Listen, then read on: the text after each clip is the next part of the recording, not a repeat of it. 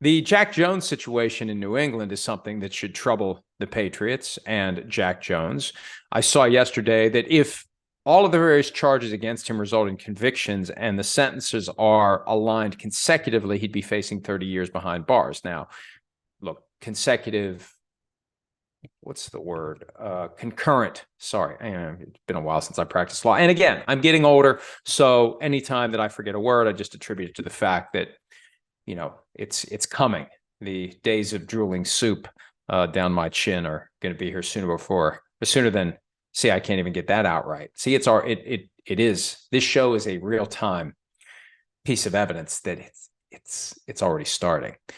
But with Jack Jones, he's due to be arraigned on Tuesday. The weapons charges weren't the run-of-the-mill garden variety. I forgot I had a gun in the backpack that I took with me to the airport, because that's happened from time to time. This, I don't know. I mean, I don't know if he thought it was going to get through. I don't know what he was thinking. Multiple guns loaded. And one of the charges is he's got some magazine, some container that holds more than the normal ammunition. I mean, it just has a very sinister and ominous feel to it. And this is a guy who was on Twitter chastising the NBA player John Morant for not having complied with the appropriate laws and standards, and he got suspended twice now by the NBA. The whole thing is just a mess. And it brings me back to a point that I made the other night. And I know this is a controversial topic, but it shouldn't be. I understand the value of having firearms in your home to protect yourself and your family. That's kind of what the whole Second Amendment is all about, protecting yourself from governmental tyranny, protecting yourself against those who would, whether it's government or private individuals, try to invade your home and do damage to you and your family. I get that. Now, I've got fair questions about what type of weaponry you need in order to adequately protect yourself in the event that someone does try to invade your home, but that's a different issue. When you're out walking around, do you really, it's just a question you need to ask yourself, do you need it? What do you need it for? What will you do with it? What will you do when the need to potentially use it arises? What training experience do you actually have to use it properly, to make good decisions when the adrenaline is flowing, when your pulse is thumping in your neck and you're scared and you're nervous?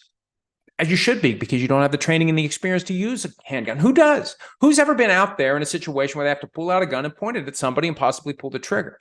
So what's the purpose? What's the point? What are you doing to make your own life better? What is it doing to help you enjoy your life more, to carry this gun around? What does it prove?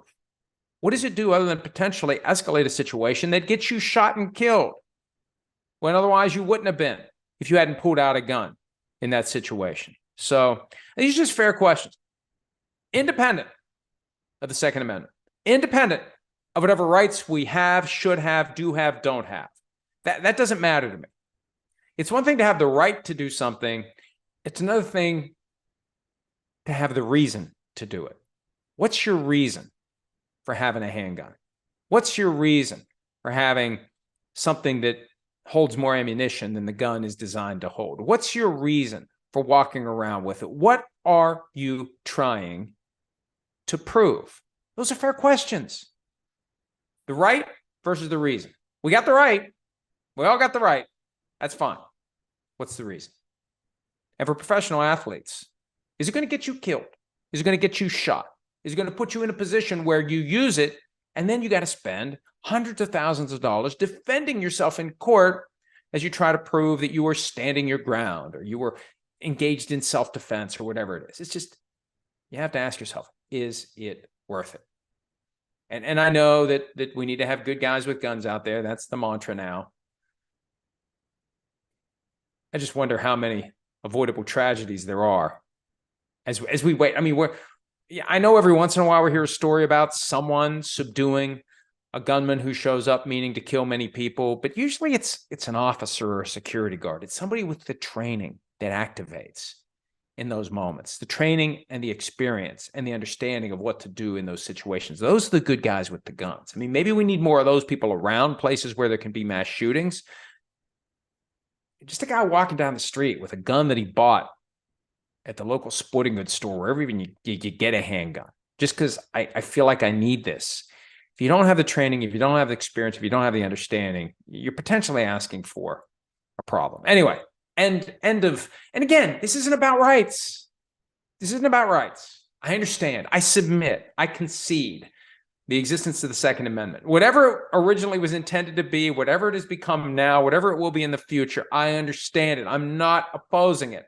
All I'm saying is ask yourself, what is my purpose for having this thing? And is this thing going to potentially do more harm than good? For Jack Jones, even though he never pulled it out and aimed it and pulled the trigger, it's doing more harm because there are still laws that apply to the manner in which you carry these things around, as he's going to find out the hard way, beginning with his arraignment on Tuesday.